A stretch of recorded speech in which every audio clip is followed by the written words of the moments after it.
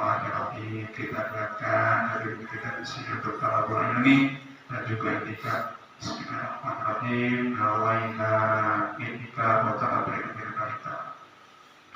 Jemaah muslimin dirahmati Allah Subhanahu wa taala, tadi sampai kita singgung mengenai masalah ta'lim, yang mana ta'lim mengikuti majelis ta'lim, menuntutnya ilmu atau menghadiri majelis zikir merupakan salah satu amal ibadah yang sangat besar pahala di mata Allah Subhanahu wa taala. Selain dia itu adalah kewajiban bagi kita sebagai setiap pribadi muslim, talabul ilmi itu subhanallah sangat besar utamanya di mata Allah Subhanahu wa taala. Orang yang mengikuti ilmu mengikuti talabul ilmi itu sering disampaikan oleh guru kita Ustaz Anwar masalah makrifat. Barang siapa orang yang berjalan untuk menuntut ilmu, maka berikan mudah dia dalam meniti jalan menuju surga. Ya, itu salah satu utamanya. Ada lagi ini orang yang mengikuti ilmu, mengikuti majelis ilmu, majelis zikir, itu utamanya lebih mulia dari sholat 1000 rakaat. Sholat 1000 rakaat. Jadi mengikuti majelis ilmu itu lebih utama dari kita sholat 1000 rakaat. Subhanallah. Walaupun dia datang secara tidak sengaja, walaupun dia menghadiri sholat majelis ilmu dengan tidak sengaja, misalnya Adit nyari bapak lagi butuh jajan misalnya, bapaknya tampung lagi ada di sini, Adit lagi di luar, ada bapak lagi ikuti majelis ilmu, nah sebentar tampung, tunggu aja dulu, ikutan tuh Adit, ikut majelis taklim dan bukan, walaupun dia nggak niat untuk mengikuti majelis ilmu atau majelis taklim, dapat keutamaan talabul lebih besar dari 1000 rakaat. Coba itu kita sehari semalam berapa rakaat? Yang wajib berapa hari semalam? 17. Tambah sholat sunnah. Kalau batar 30 rakaat misal, 30 rakaat sehari semalam. Ini 1000 rakaat. Sedemikian besar pahala dan juga keutamaan dari majelis ilmu. Sayang kalau misalnya kita sia-siakan. Datang aja urusan tidur, urusan belakang gitu yang penting hadir, duduk bareng silakan. Gitu. Apalagi kalau misalnya hari biasa, ya udah dapat ilmu, dapat pahala, dapat sedekah subuh, lagi makan kenyang pulang, ya subhanallah berkat. Gitu. Ulang apa lagi coba? Allah berikan keistimewaan, Allah fasilitasi dengan berbagai macam segala kemuliaannya, segala macam kenikmatannya. Tapi subhanallah, ya, dari sekian banyak jamaah, inilah orang-orang yang terpilih, Allah takdirkan, Allah catat di lauhul mahfuz sebagai orang-orang yang Allah berikan keistimewaan untuk dapat mengikuti majelis ilmu di musola kita. Ya alhamdulillah. Semoga apa yang kita lakukan sekarang ini itu merupakan saksi bagi kita semua di hadapan Allah Subhanahu wa taala mengenai ketaatan kita dalam mengikuti segala perintah Allah Subhanahu wa taala. Nah, itu salah satunya. Apalagi utamanya? Utamanya itu lebih baik dari 1000 menziarahi orang sakit, Pak. Menziarahi orang sakit. Ya. Menziarahi orang sakit. Kata Allah di hadis qudsi, aku sakit tapi aku gak ada kesempatan. Ya, jadi setiap kali kita mendapati saudara kita yang sakit, sebenarnya itu yang kita besok adalah Allah Subhanahu wa taala. Jadi ketika seseorang itu sakit, kita datangi, sebenarnya kita mengunjungi Allah Subhanahu wa taala. Karena ketika orang sakit, idealnya dia selalu senantiasa menyebut asma. Astagfirullah. Nah, ini orang yang menghadiri majelis ilmu itu lebih mulia dibanding 1000 kali menziarahi orang sakit, membesuk orang sakit. Subhanallah. Begitu tinggi kemuliaannya. begitu tinggi kemuliaan mengikuti majelis ilmu. Belum lagi hal-hal yang lain, maghfirah Allah tadi. Ya setiap kali ada majelis ilmu diangkat dipenuhi sesak dengan para malaikat. Jadi setiap harinya itu ada malaikat yang tugasnya keliling mutar ke seluruh tempat, ke seluruh pelosok bumi untuk mencari majelis ilmu. Dia datang, malaikat mencatat apa yang ada di sini, dilaporkan kepada Allah Subhanahu wa taala. Ya Allah, Adib hadir. Ya, padahal dia cuma sebentar doang di sini, enggak sengaja, gimana ya Allah? Ampuni dia. Hapuskan dosa-dosa. Jadi salah satu manfaat dari majelis talim ialah penggugur dosa. Alhamdulillah. Siapa sih kita yang nggak punya dosa? Gitu. Bahkan di Ramadan ini kadang-kadang kita pun masih berbuat dosa. Nah, ini filternya atau pencuciannya di mana? Salah satunya di majelis ilmu. Dengan makin sering kita mengikuti kegiatan-kegiatan ibadah, terutama majelis ilmu, itu insya Allah akan menjadikan kita semakin bersih, suci dari dosa. Terlebih lagi di bulan suci Ramadan. Gitu. Man shoma Ramadhana imanan wa ihtisaban ghufirallahu ma taqaddama min dhanbi. Barang siapa yang berpuasa di bulan suci Ramadan dengan penuh iman, percaya kepada Allah Subhanahu wa taala, wa ihtisaban, dengan benar-benar mengharapkan ridho dan maghfirah Allah Subhanahu wa taala, ghufirallahu ma taqaddama min dhanbi. Allah ampuni segala dosanya yang telah lapar. Masih hadis riwayat Abu Daud yang sama, man qama ramadhana imanan wa ihtisaban ghufirallahu ma taqaddama min dhanbi. Yang pertama man shoma, barang siapa yang berpuasa. Nah, sekarang di hadis yang lain dengan redaksi yang mirip cuma beda min sama shor, man qama. Ya, man botak sama man qama ramadhana. Barang siapa yang berdiri atau menegakkan atau sholat tarawih, sholat lain, man qama ramadhana imanan wa ihtisaban ghufirallahu ma taqaddama min dhanbi. Jadi bulan puasa itu, ibadah di bulan puasa ini satu paket. Nggak cukup kita berpuasa di siang hari, tapi Allah suruh juga kita untuk qama, mendirikan sholat, yakni sholat khusus di bulan Ramadan, yakni sholat tarawih atau sholat raya itu ditegakkan. Ganjarannya apa? Ghufirallahu ma taqaddama min dhanbi. Allah ampuni segala dosa-dosanya yang telah dosa kecil. Dosa besar tetap harus melalui taubat. Allah hapus segala dosa. Jadi satu paket. Nggak bisa kalau misalnya kita hanya puasa siang hari, malam-malamnya kita malas-malasan kayak ikut tarawih. Bisa jadi nggak jadi itu ampunan Allah terhadap dosa-dosa kita yang telah lapar. Karena itu hadis itu satu paket. Gitu. Yang pertama man shoma, hadis yang kedua man qoma. Yang menegakkan yang pertama barang siapa yang puasa, yang kedua adalah barang siapa yang menegakkan sholat, man qoma. Nah, akan Allah ampuni segala dosa-dosa yang telah lapar. Itu salah satu keutamaan kita berpuasa atau beribadah di bulan suci Ramadan. Jadi satu paket, nggak bisa dipisah. Itu harus kita jalani kedua-duanya. Makanya yang nggak sempat sholat tarawih di musola, silakan sholat tarawih di rumah masing-masing, silakan. Nah, saya udah sampai rumah, kayak perasaan berat, benar Pak, berat kalau udah sampai di rumah.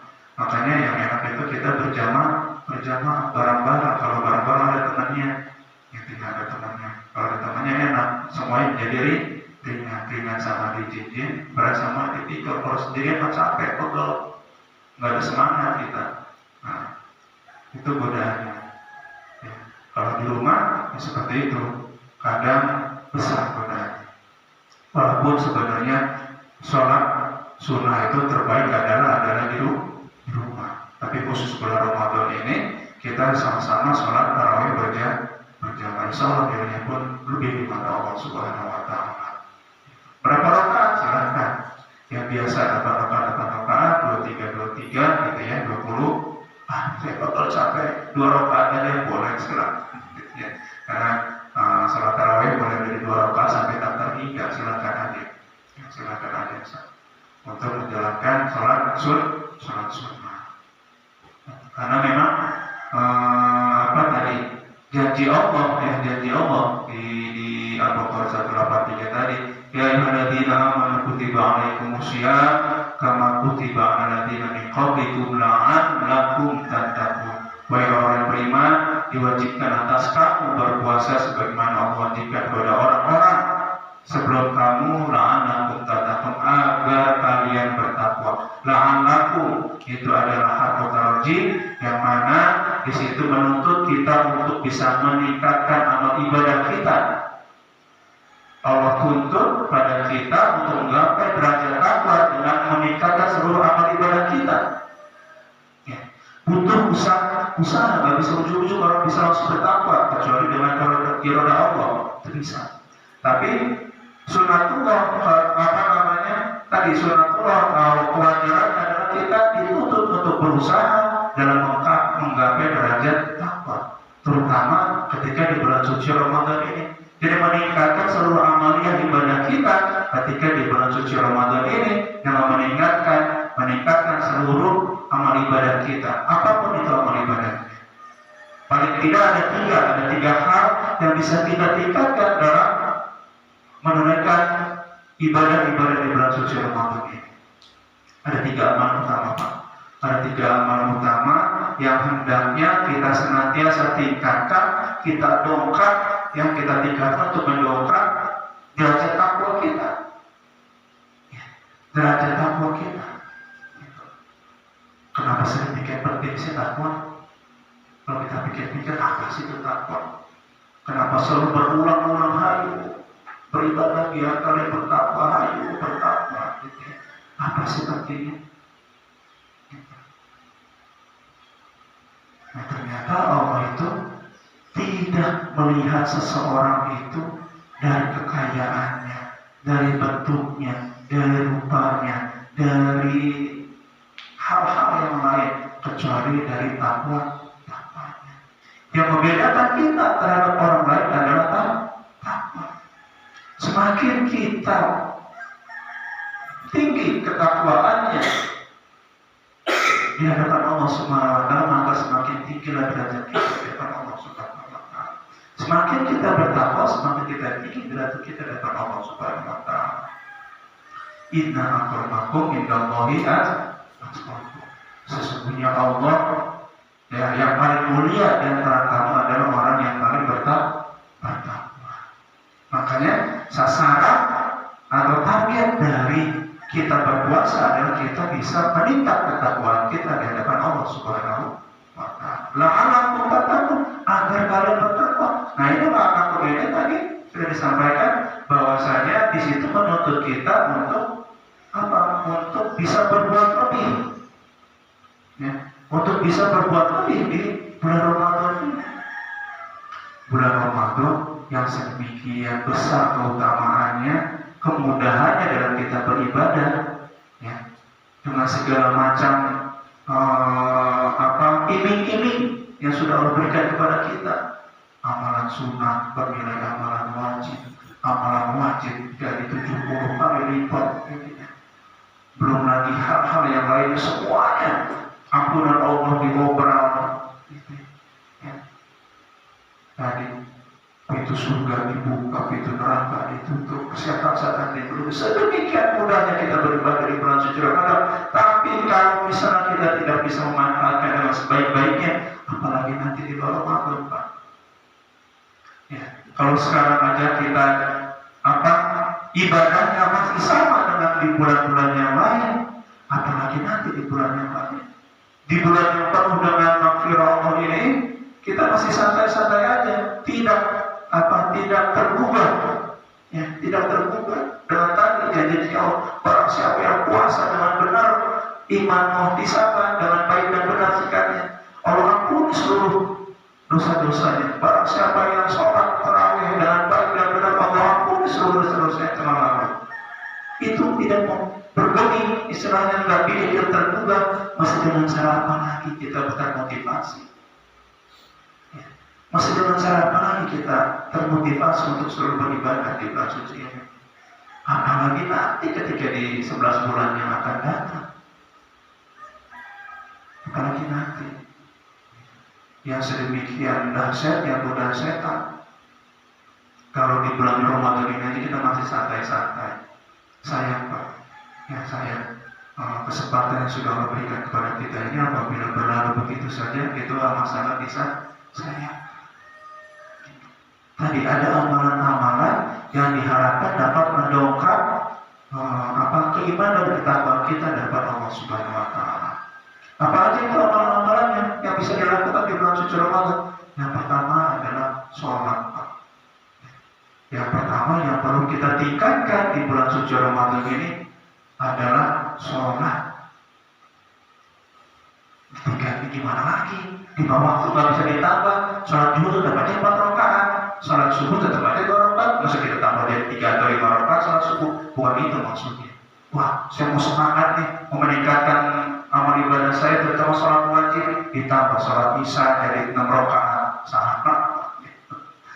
Ya sholat maghrib, ganjil, saya dinepin jadi 8 rakaat, nggak bisa. Nggak bisa. Bukan itu maksudnya.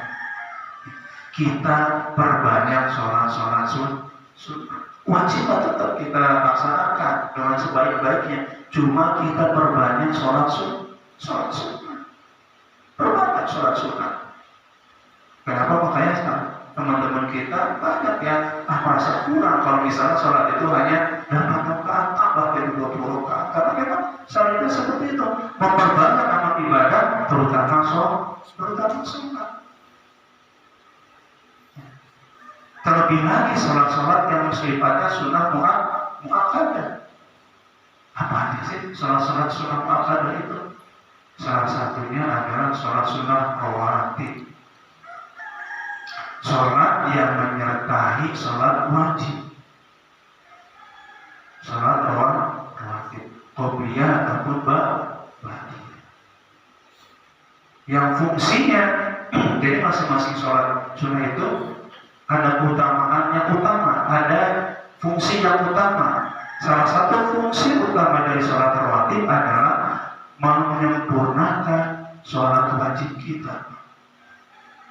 Sebagai penyempurna sholat wajib.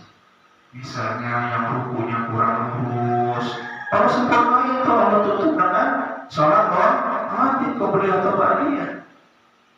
Yang sujudnya kurang sempurna, Allah tutup. Yang bacaannya kurang bagus, kurang fasih, Allah tutup.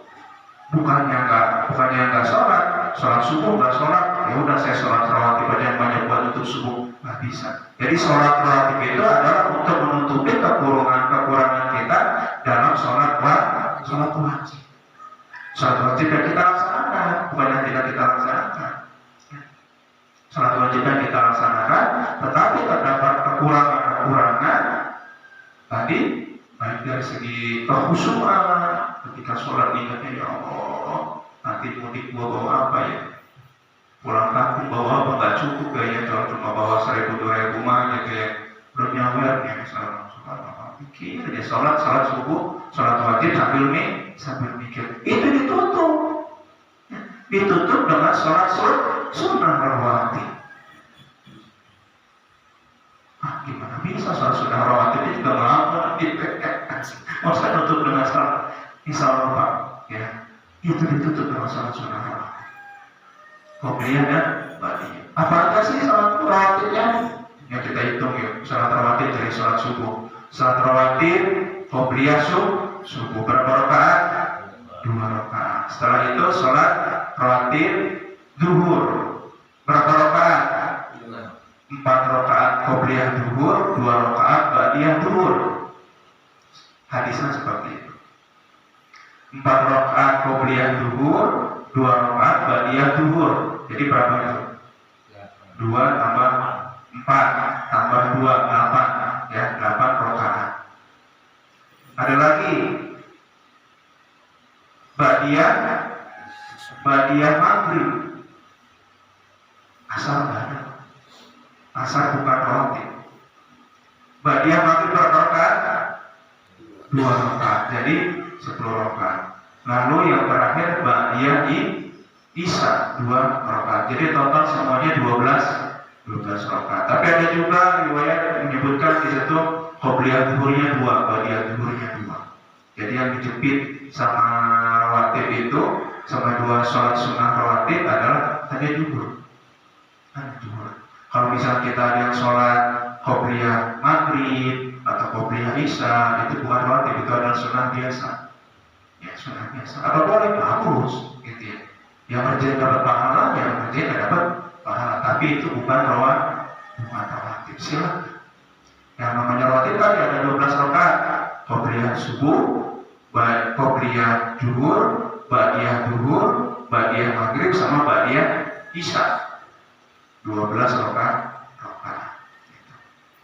Doakan biasa. Karena kita nggak pernah tahu ya sholat wajib kita itu sudah sempurna atau belum. Padahal yang pertama kali dihitung ketika di akhirat kelak adalah sholat. Kalau sholatnya aja itu kita bentang-bentang, nanti dilihat sama Allah, dia punya rawatib enggak untuk menutupi kekurangan di sholat wajib. Ya, ketika kita direkomendasikan sama Allah nih, dihitung-hitung sholat kita, mulai dari kita balik sampai dengan kita meninggal, sholat wajib kita dihitung oleh Allah Subhanahu Wa Taala. Sempurna tadi sholatnya, bagus nggak nih sholatnya? Ternyata sholatnya rombeng-rombeng, waktu bilang gitu ya, banyaknya apa namanya, banyaknya nggak sempurna. Kalau tanya kepada malaikat dia punya rawatib nggak? Kalau punya rawatib tutup dengan rawatib itu, sehingga sholatnya jadi sempurna dari Allah Subhanahu Wa Taala. Ketika sholatnya sempurna, yang lain ketutup, nggak kelihatan, nggak diangkat, nggak dilihat sama Allah, nggak dilihat hajinya yang ber 10 kali, nggak dilihat puasanya puasa tahun, nggak dilihat sedekahnya tiap hari 1 juta, nggak dilihat, semuanya dianggap bagus. Ketika sholatnya benar, dia nggak pernah sedekah, nggak pernah sholat, nggak pernah segala macam, itu nggak dilihat, langsung itu dianggap baik. Tapi yang namanya orang rajin sholatnya benar, pasti yang lainnya insya Allah bagus.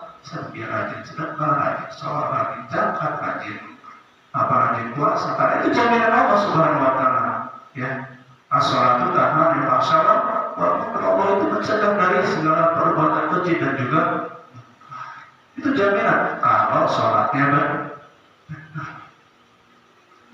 Makanya kalau kita melihat orang yang rajin sholat, tapi kok kelakuannya begitu ya, berarti ada yang salah sama sholatnya, Pak. Ada yang salah. Tiap hari nggak pernah lewat jamaah, tiap hari nggak kelihatan di musola, tapi perilakunya seperti itu. Amalan perbuatan hariannya seperti itu. Ada yang salah sama sholatnya. Ada yang salah sama sholat. Gitu. Bisa jadi wudunya nggak sempurna. Bisa jadi pakaiannya itu mungkin ada yang najisnya, sehingga sholatnya itu nggak sah. Bisa jadi ketika dia sholat tidak sesuai dengan syariat. Bisa jadi banyak segala macam yang membuat dia itu tidak membawa bekas dari apa yang sedang dia lakukan atau dia sholat. Jadi sholat itu tidak membekas di keseharian dia. Jadi ada yang salah sama sholat. Ya Allah, sudah sholat sehari semalam nggak berhenti ya Allah, tapi kok nggak sesuai janjimu ya Allah, yang orang sholat itu dijamin kehidupannya di dunia orang akhirat, dijamin rezekinya oleh Allah Subhanahu Wa Taala. Kita cukup bilang bisa menurut ya. Itu orang-orang yang nggak sholat malah malah sugi-sugi aja, mobilnya banyak, rumahnya banyak gitu, istrinya banyak gitu. Pada nggak sholat, kita aja nggak tahu Pak. Bisa jadi dia lebih alim dibanding kita nggak tahu. Atau memang itu adalah istidraj. Allah kita nggak tahu. Kita baru sujud aja.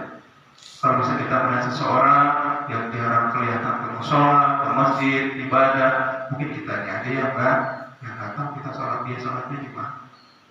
Allah. Kita syukuri aja, kita syukuri semoga itu menjadi keberkahan untuk semuanya. Amin ya Rabbal.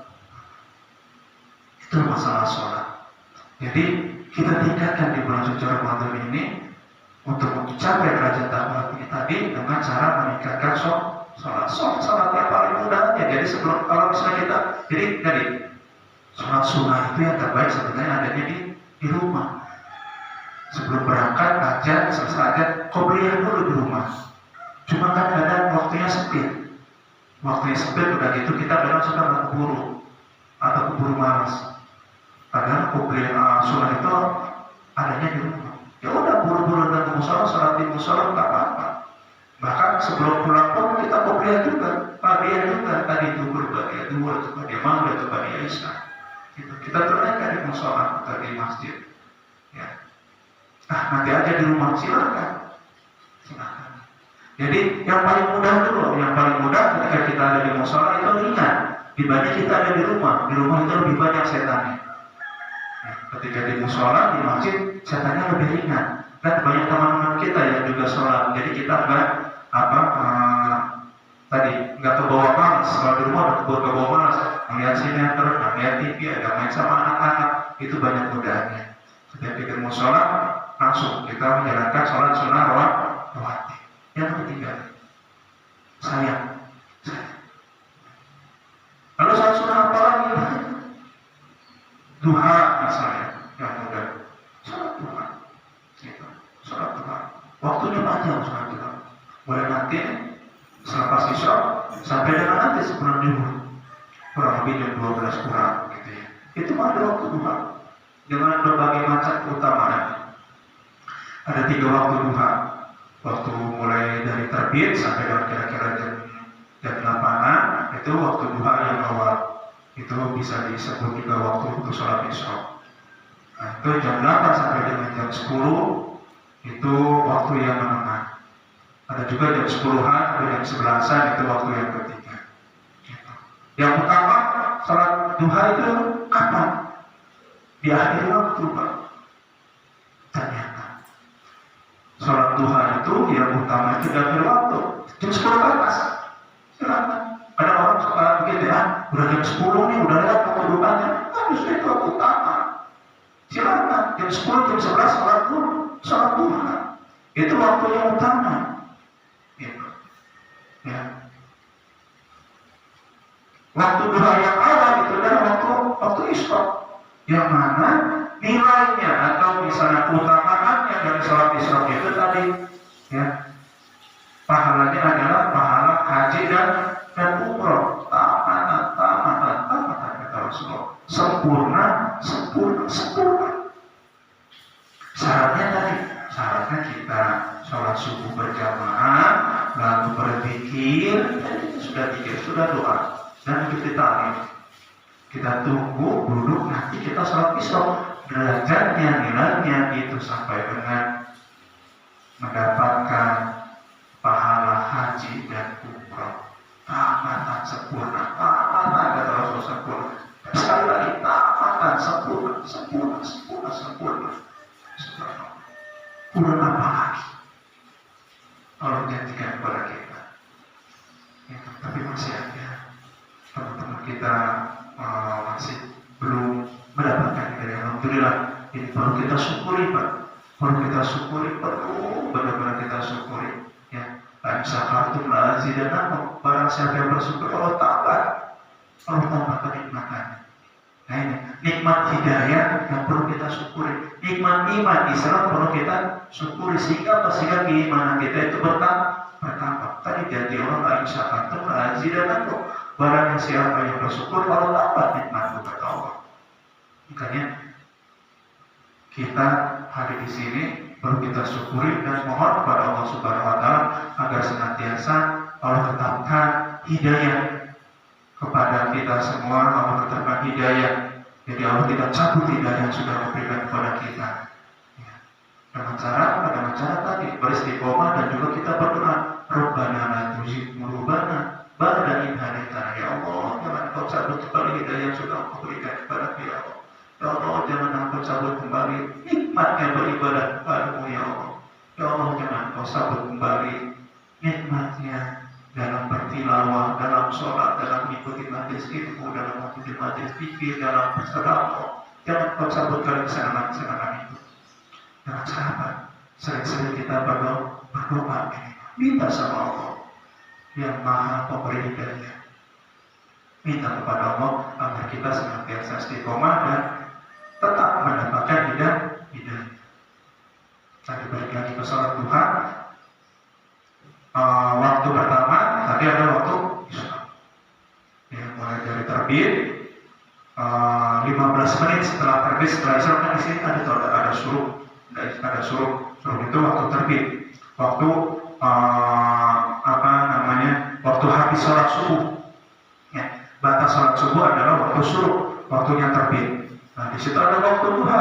Waktu duha itu kurang lebih adalah 10 sampai 15 menit setelah suruh. Nah, itu baru kita boleh sholat isya. Ya, baru boleh sholat isya. Ya, waktunya pun terbatas, nggak bisa lama-lama gitu sholat isya itu. Ketika ketika udah masuk, udah lewat setengah atau 1 jam, itu baru masuk waktu sholat duha. Sholat duha di awal waktu. Ya, Allah. Nah, sholat duha yang di waktu yang kedua tadi mulai dari jam 8 sampai kira-kira jam 10 kan, itu beda pula ininya, manfaatnya, keutamaannya. Itu keutamaan orang yang sholat sunnah 2 rakaat, sholat duha 2 rakaat itu dapat menggantikan sedekah seluruh persendian kita. Ya, dapat menggantikan seluruh sedekah 360 sedekah. Jadi persendian manusia itu perlu kita sedekahi. Itu bisa digantikan dengan 2 rakaat sholat duha di jam 8 sampai jam 10. Setiap persendian kita, anggota tubuh kita itu wajib kita sedekahi setiap harinya. Berapa jumlahnya? Setiap persendian kita itu ada 360 persendian. Kalau kita mampu sedekah dalam waktu tadi jam 8 sampai jam 10 360 kali sedekah, silakan. Tapi yang nggak sanggup, cukup sholat duha 2 rakaat itu bisa menutup itu semua, Pak. Subhanallah. 2 rakaat sholat duha menutupi 360 kali sedekah. Makanya kenapa sholat duha itu pembawa rezeki. Ketika kita sholat 2 rakaat aja, itu ketutupan sedekah 360 kali. Apalagi kita lebih dari 2 rakaat itu aja. Sholat duha biasanya berapa rakaat sih? Maksimal 12 rakaat. Silakan. Ya, masing-masing ada keutamaannya. 2 rakaat apa yang didapati, 4 rakaat apa yang didapat, 6, 12 apa yang didapat nanti dibaca. Yang di Google ada itu banyak. Yang keutamaan yang lainnya, yang 10 sampai yang 11 atau setengah 12 itu fungsinya adalah untuk memperlancar rezeki. Ya, memperlancar rezeki. Tadi, kenapa sholat duha tadi banyak didawamkan? Salah satunya itu untuk menarik rezeki, terutama apabila kita kerjakan di atas jam 10 atau sebelum duha. Silakan. Nah, boleh nggak saya sholat duha tadi jam 7 boleh? Sholat duha lagi jam 9 boleh? Disambung. Sholat duha lagi nanti jam 11 boleh? Dicicil gitu, maksudnya dicicil, silakan. Motor aja boleh dicicil, rumah aja boleh dicicil, sholat aja boleh dicicil. Ya, silakan. Ya, sekarang jangan cicilan kan, apa-apa cicil. Sholat cicil. Kaget sehari 1000 kali sholawat, silakan dicicil. Ya, silakan dicicil. Sebelum sholat 100, habis sholat 100. 5 kali sholat jadi 1000 Pak. Apa? Nggak sampai semenit, nggak sampai 2 menit lah untuk bisa baca sholawat 100 kali sebelum sholat. Sholawat. Sallallahu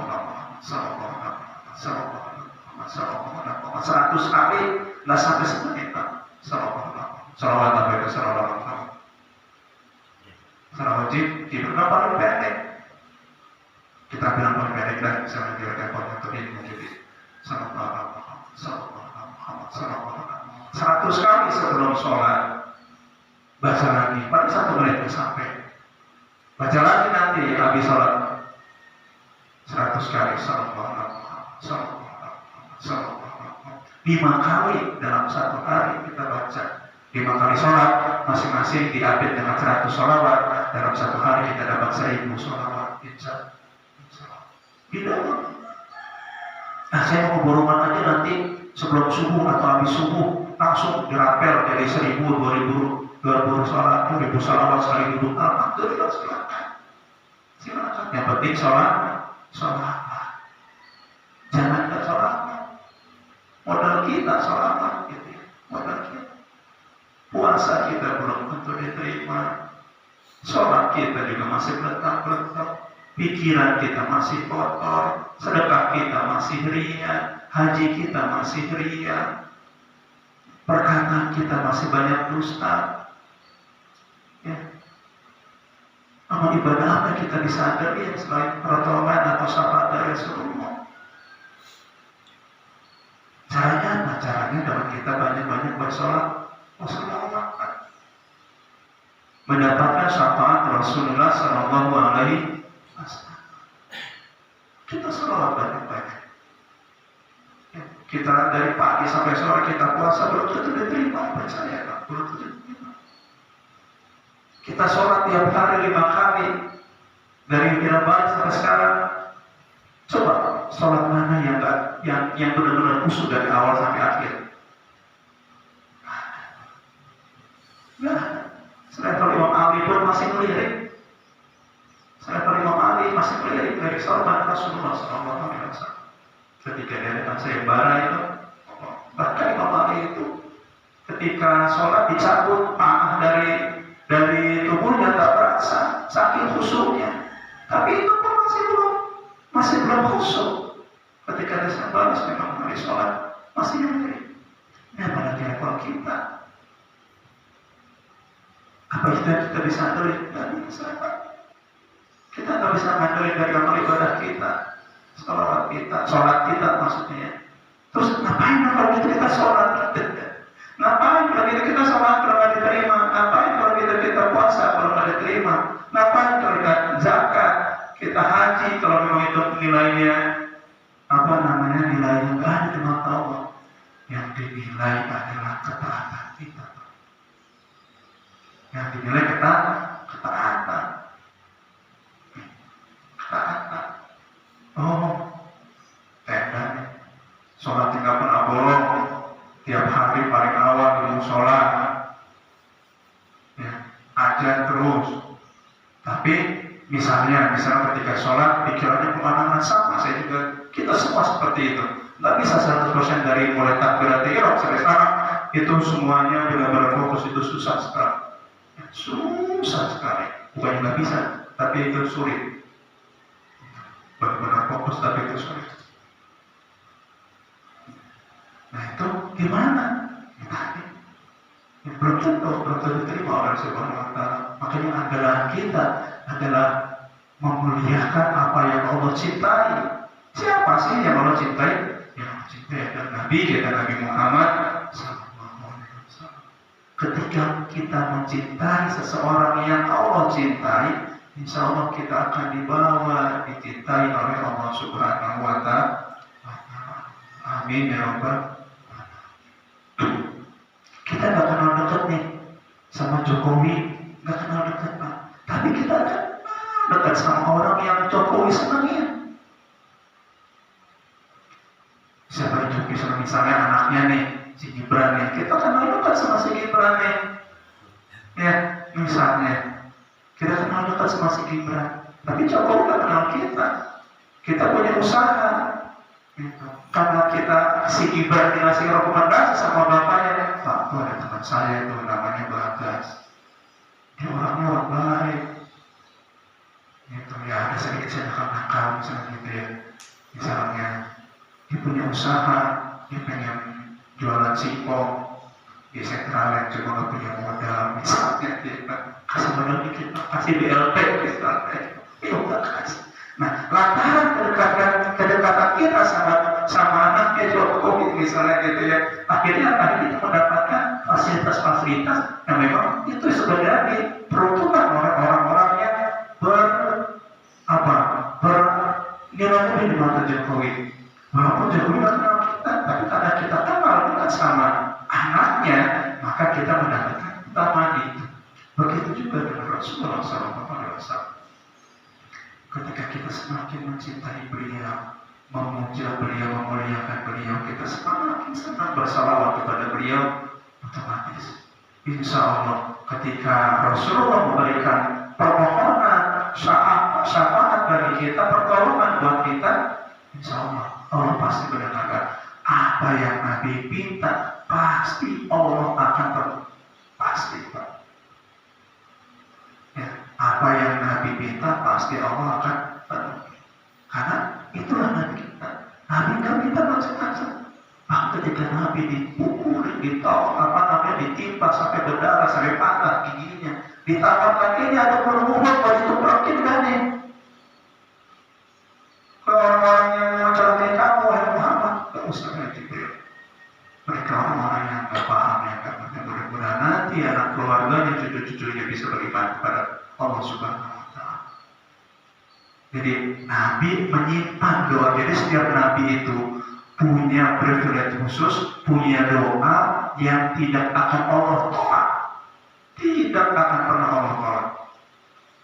Kayak Nabi Nuh doanya apa? Supaya dihadirkan banjir besar, habis semuanya, kecuali Allah selamatkan. Ya. Nabi banyak lagi. Nabi-nabi yang lain yang sudah menggunakan haknya untuk berdoa, sudah dikut. Tapi Nabi Muhammad ada disimpan, nggak Nabi keluarkan. Yang Nabi minta nanti ketika yaumnya akhirnya dia akan menyelamatkan umatnya. Jadi nggak akan pernah Allah tolak ketika Nabi memberikan syafaat, pasti Allah berikan. Allah terima syafaat dari apa yang Nabi sampaikan, apa yang Nabi minta, memberikan syafaat kepada umatnya. Umatnya siapa? Ya tadi yang sering memuliakan Nabi, yang rajin sholat minimal. Ya, kita belum mampu untuk mengikuti sunnah-sunnah Rasulullah dari mulai awal sampai dengan akhir. Gitu ya. Sampai dari awal kita tidur sampai dengan kita tidur lagi, kita susah untuk menjalankan sunnah-sunnah Rasulullah. Bahkan ketika bulan puasa ini, bulan puasa nih Pak, kita sepitin lagi ketika berbuka aja. Apa sih sunat berbuka itu? Kita pas sempit lagi yang paling gampang lah dari berbuka itu.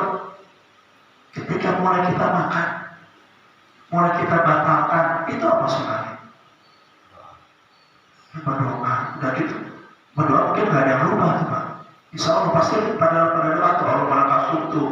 Udah pasti doa tuh. Allah balik kelana pasti doa tuh. Apa yang lupa? Minum air putih. Ya, minum air putih.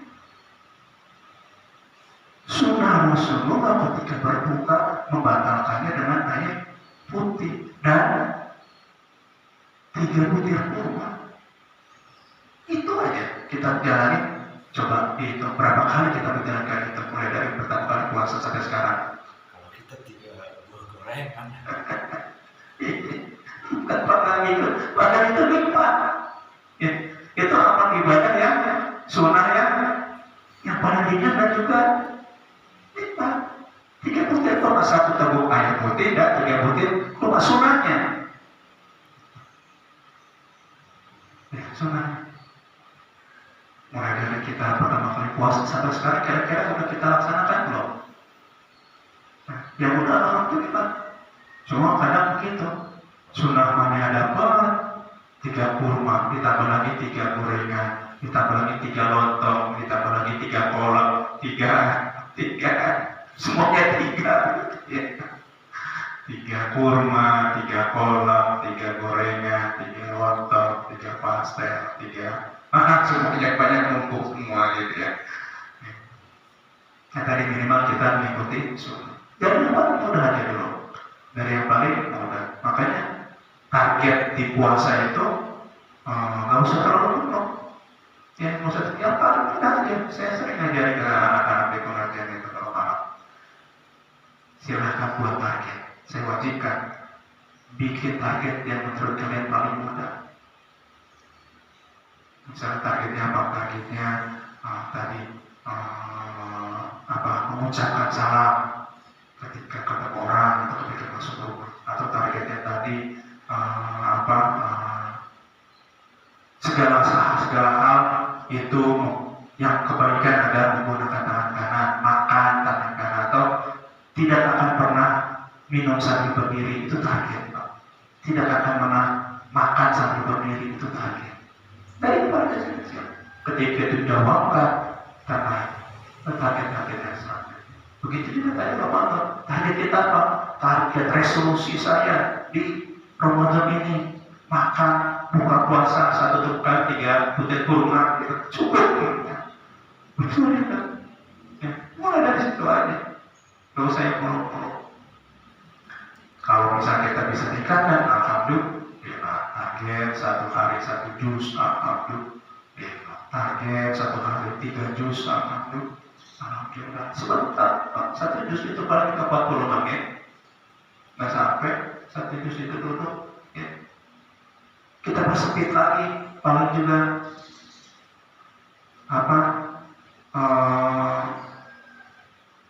cuma 5 menit kok, nggak sampai. Jadi caranya triknya nih kalau kita mengaji 1 hari 1 juz, itu kita bagi 10, Pak. Kita bagi 10. Kan biasanya kan 1 juz itu ada 10 lembar ya, 9 sampai 10 lembar. 9 sampai 10 lembar. Nah itu kita bagi 5 kali 5 sholat, dalam 5 sholat itu, Pak. Ya, kita bagi dalam 5 sholat. Tadi targetnya 1 kali duduk itu 45 menit. Ya, 45 menit. 45 menit. Taruhlah 50 menit. Ya gampang hitungnya. 50 menit. Ya. 50 menit. 1 juz 50 menit. Kalau kita bagi 5 dalam sholat, berarti setiap sholat kita butuh 10 menit untuk tilawah. Itu kadang menurut kita sangat lama itu rasanya. 10 menit. Ya udah kita bagi aja lagi, 10 menit dibagi 2. Jadi 5 menit sebelum sholat, 5 menit setelah sholat. 5 menit kita baca Quran pas sebelum sholat. 5 menit kita baca pas setelah sholat. Insya Allah itu dapat minimal 1 kubet, minimal. 1 kubet itu 2 halaman. Ya, minimal kita dapat. 1 kubet, 2 kubet. Ya, 1 kubet itu tadi kan kita hitungannya 10 ya, 10 lembar gitu. Insya Allah 1 kubet itu 5 menit. 1 lembar itu 5 menit. Kita baca sebelum sholat. 5 menit lagi setelah sholat dapat 1 kubet. Insya Allah itu ringan, Pak. Dibanding diborongin duduk 40 atau 50 menit, itu banyak godaannya. Belum pegel, belum dipanggil, belum sinetron, belum ada nge-zoom segala macam gitu ya. Pada ada tugas macam-macam. Dicicil aja tadi. Jadi sebelum sholat 5 menit, setelah sholat 5 menit duduk, sempatkan kita bertilawah. Itu insya Allah bisa mencapai target 1 hari 1 juz. Bisa, insya Allah. Tapi jangan ditantang jadinya jadi utang jadinya. Jadi berat gitu. Kalau habis subuh nih, sebelum subuh sama habis subuh kita nggak sempat sholat, ya itu terapkan untuk zuhurnya, gitu ya. Terapkan zuhurnya, jadi masing-masing 10 menit. Gitu. Nah itu hal yang bisa ditingkatkan ketika kita ingin mencapai derajat takwa. Salah satunya adalah meningkatkan sholat. Jadi sholat kita ditingkatkan tadi, ditambah frekuensinya, jumlahnya, sholat sunnah ditingkatkan. Nah itu salah satu amalan utama yang bisa kita lakukan di bulan Ramadan. Yang lainnya apa tadi? Tilawah. Ya, salah satu amalan utama di bulan suci Ramadan ini adalah kita membaca Al-Quran. Syahrul Ramadan adalah syahrul Quran, di mana Quran itu diturunkan. Bahkan menurut beberapa riwayat, bukan cuma Quran yang diturunkan di bulan suci Ramadan, tapi kitab-kitab yang terdahulu, Zabur, Taurat, Injil, semuanya diturunkan di bulan Ramadan. Menurut beberapa riwayat seperti itu. Makanya bulan Ramadan itu adalah bulan Quran, syahrul Quran, bukan syahil ya. Syahil kita doa apa, kita lomba syahil Quran, lomba penjelasan Quran. Ini syahrul Quran, bulannya Al-Quran. Kenapa? Karena di bulan Ramadan turunlah pertama kali itu adalah Al-Quran di Gua Hiro, gitu ya. Pertama kali Iqra bismillahirrahmanirrahim. Nah, di sini di bulan Ramadan ini adalah bulannya Al-Quran, maka sudah selayaknya kita senantiasa setiap harinya jangan lepas dari baca Quran. Gak sanggup tuh, kayaknya 5 menit perasaan lama, benar. Ya, perasaan kan, kalau kita ngecek status juga 10 menit. Ngecek status sebelum sholatnya, baca dulu cek status. Ada WA nggak nih? Kan gitu ya. Habis sholat cek lagi handphone, ada yang telepon nggak nih? Itu habis terus 15 menit. Tapi begitu tilawah 10 menit, 5 menit, ya Allah, kayaknya berat banget gitu ya. Iya, 5 menit. Sholat sebentar atau tilawah sebentar, kayak merasa gimana gitu ya. Nah, itu perlu kita biasakan, perlu kita paksa. Ya perlu kita paksa. Bukannya nggak boleh cek status, boleh. Tapi habis baca Quran. Boleh baca WA, boleh baca internet. Tapi sekarang kita sholat qobliyah ba'diyah. Saya mau punya saya. Jadi hal-hal seperti itu mesti kita paksa bahkan. Kayak kalau anak-anak di pesantren itu dipaksa. Apalagi yang di modern, pesantren modern itu metodenya itu adalah apa-apa semua diatur pakai bel tet, bel makan tet, bel sholat tet, bel mandi tet, bel sekolah, terus dipaksa, dibuat rutin. Tet mulai ngaji, tet kalau ngaji di kebun, misalnya gitu ya. Kalau dulu saya di kebun di tempat lain, sekarang udah nggak boleh, boleh kaseto sekarang nggak boleh, nggak ada sekarang. Kalau dulu paksa, tapi uangnya ya anak-anak jadi yang mungkin itu ya pertama dipaksa, lama-lama menjadi terbiasa. Ketika terbiasa dia menjadi kebutuhan, sehingga kita tidak melaksanakan karena rasa ada yang kurang. Ya. Orang udah biasa duha, sehari aja dia nggak sholat duha atau ketinggalan, perasaannya kurang, yang perlu dikerjain, punya utang nih perasaannya. Biasa sholat tahajud nih malam ini, ya Allah nggak tahajud. Makanya buat orang yang biasa tahajud, ketika dia nggak tahajud itu bisa dikodok, benar? Bisa dikodok, siap tahajud. Tapi kalau dia sudah dawam, sudah terbiasa, kecuali dia sehari tahajud, besok kagak, besok enggak, besoknya lagi enggak, baru tahajud lagi. Nah itu nggak bisa dikodok kayak gitu. Ini yang dikodok itu adalah yang memang setiap hari, setiap malam dia itu tahajud, dia boleh dikodoknya setiap hari. Nah, makanya tadi kembali lagi mudah-mudahan sesuai dengan namanya bulan pendidikan, syahrul tarbiyah, bulan pendidikan, bulan Ramadan ini salah satu namanya selain tadi bulan barokah, bulan rahmah, bulan tarbiyah, bulan pendidikan, pembiasaan bagi kita untuk dapat membiasakan diri beribadah di bulan Ramadan ini sehingga terbiasa untuk kita dapat membiasakan diri dengan beribadah di 11 bulan yang akan datang. Semoga apa yang kita pelajari di Ramadan ini tadi yang kita belajar membiasakan diri untuk berbuat baik, beramal soleh, rajin ngaji, rajin sholat, rajin puasa, rajin zakat, makin senang zakat, makin senang sedekah, makin senang sholat sunnah, makin senang tilawah, makin senang sholat sunnah. Semoga itu dapat membiasakan diri kita nanti ke depannya di bulan-bulan yang akan datang di bulan Ramadan. Amin. Amin ya Allah. Mungkin ini saja dari disampaikan.